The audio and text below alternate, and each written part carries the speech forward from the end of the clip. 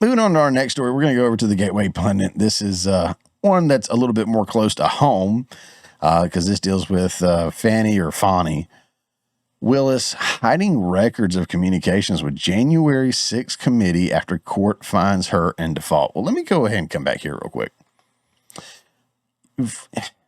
Again, I'm going to try to keep this to be a fairly short show. And so I don't want to go into too much depth. I don't want to say too much because then I'll go down a rabbit hole. But just understand this. The party that's upset that Trump won, that's saying that democracy is dead, democracy is dying, so many bad things are going to happen. It's the same party that kicked out their presidential nominee, would not allow a primary to happen to begin with, then kicked him out, then replaced him with somebody who was the lowest polling or rated, VP and even candidate at one point in time. Just terrible. Nobody liked her. They pushed her. And they're the ones bitching and moaning about democracy. They are in favor of stricter and stronger gun laws. But for some reason they're okay with Hunter Biden being pardoned of breaking federal gun law and lying on his firearm application. That's okay though, because it's Joe Biden's son, and it's his only son that's still living, and Trump could go after him stuff, even though he pled guilty. It's okay. So maybe a little bit of hypocrisy there. They say that the 2020 election, they questioned the 2016 election. To be clear, most of them questioned the 2016 results and felt like Hillary Clinton won. Even Hillary Clinton said that Trump was an illegitimate president. And the witch hunts that, went on during his entire presidency after him. But in 2020, they say the freest and fairest election of all time.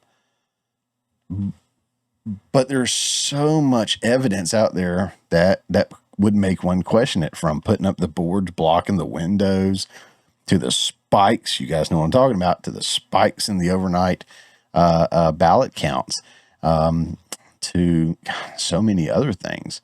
But they say you can't question that one.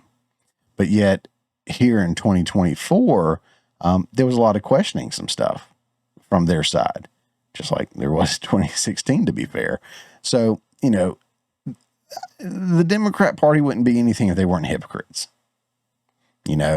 So that, again, that kind of takes us back to our story right here. They say January 6th was the worst thing ever, even though there was the Summer of Love that they actually supported politically and even financially at some times.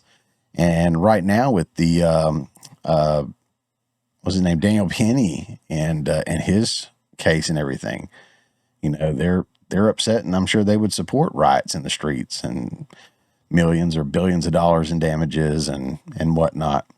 But they will still continue to point back to the only conservative, I'll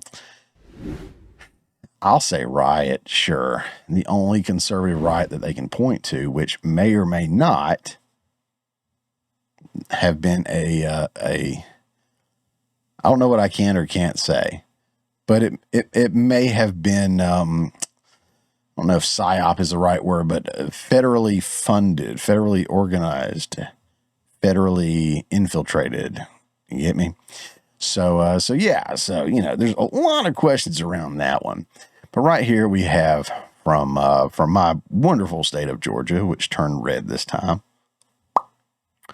Fani Willis, who out here, in these streets, you know what I'm saying, with all these men, is Fani Willis hiding records of communications with January 6th committee after court finds her in default. There she go. Always complaining about something. It's racism. It's racism. That's racist! All the time. It says Fani Willis screams at attorneys after she is questioned about her love affair with her co-worker, Nathan Wade. I can't make it up. Can't make it up. All right, let's run through this real quick. By the way, Gateway Pundit. Link in the show notes below. Fulton County District Attorney Fani Willis is hiding records of communication with the January 6th committee after a court found her in default. The Fulton County Superior Court on Tuesday found Fani Willis in default for refusing to hand over documents in an open records lawsuit. Fani Willis refused to answer a public records lawsuit seeking records of her communications with special counsel Jack Smith. Earlier this year, conservative watchdog group Judicial Watch asked the Superior Court of Fulton County, Georgia, to declare default judgment against Fani Willis after she refused to respond to its lawsuit related to communications she had with Jack Smith and the sham January 6th committee. Last year, House Judiciary Chairman Jim Jordan launched an investigation into whether Fulton County District Attorney Fani Willis coordinated with federal officials during her years-long probe into Trump and his associates. Chairman Jordan, in his letter to Fani Willis, requested, I keep wanting to say Wilson for some reason. Fani Willis requested all documents and communications between or among the Fulton County District Attorney's Office and DOJ and its components, including but not limited to the Office of Special Counsel Jack Smith, referring or relating to your office's investigation of President Donald Trump or any other 18 individuals against whom charges were brought in the indictment. In referring to Jim Jordan's letter to Fani Willis, Judicial Watch filed a Georgia Open Records Act request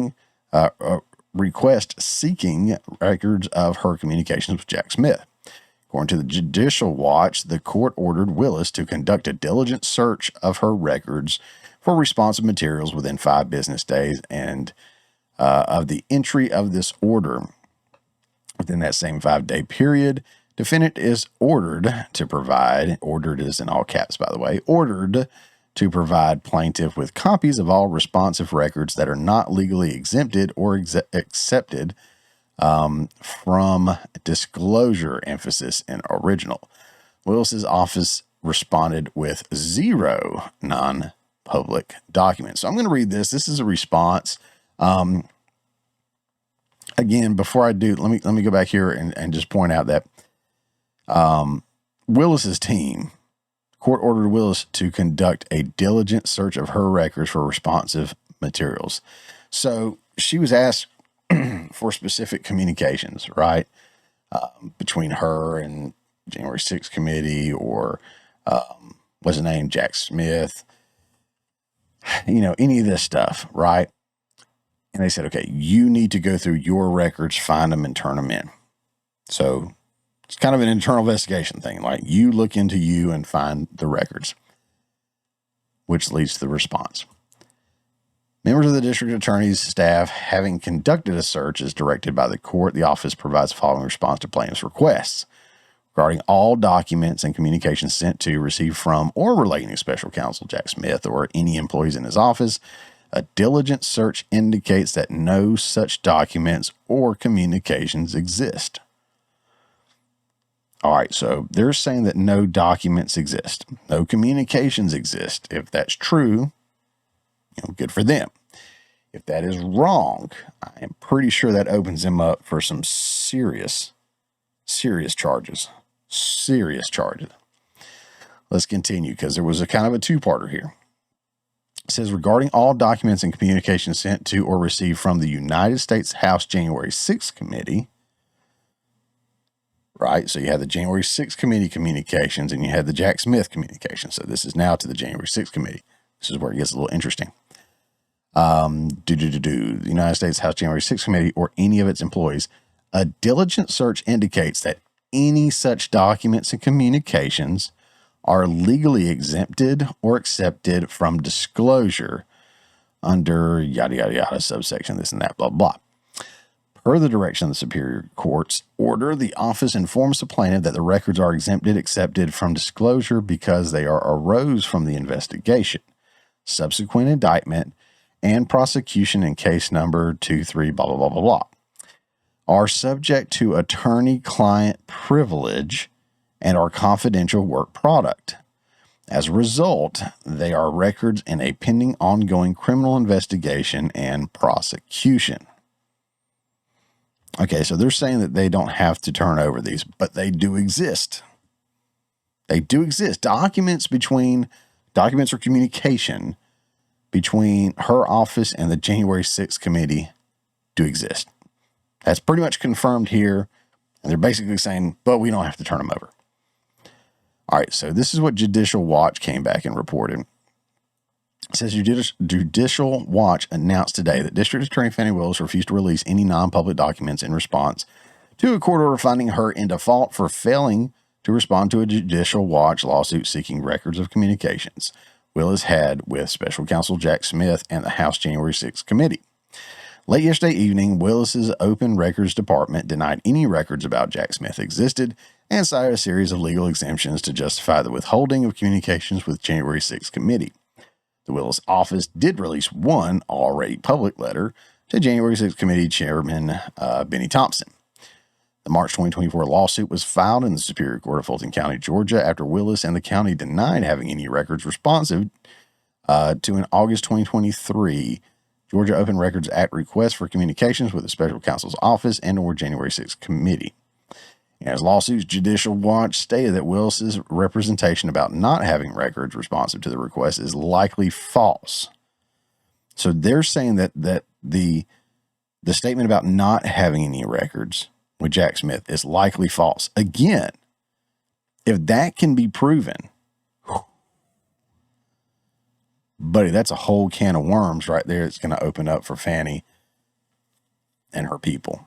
It's going to be huge. Judicial Watch referred to a December 5th, 2023 letter from House Judiciary Committee Chairman Jim Jordan to Willis that cites a December 2021 letter from Willis to then House January 6th Committee Chairman Benny Thompson.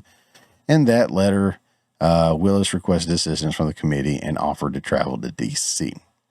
Judicial Watch and a state court forced Fani Willis to confirm additional documents exist about her collusion with the partisan Pelosi January 6th committee to get Trump. Judicial Watch President Tom Fitton said, but Willis, citing legal exemptions for a prosecution that's essentially dead in the water, now wants to hide records from the American public. Judicial Watch plans to push back in court against this disingenuous secrecy. So again, they're saying that she's lying, that it's false, that there are documents. I hope there are, and I hope she is taken to the cleaners, not in the mobster gangster way, taken to the cleaners. That's dirty. That's dirty. I would never say that. Never say that on camera. But I hope she faces proper legal action if she's lying.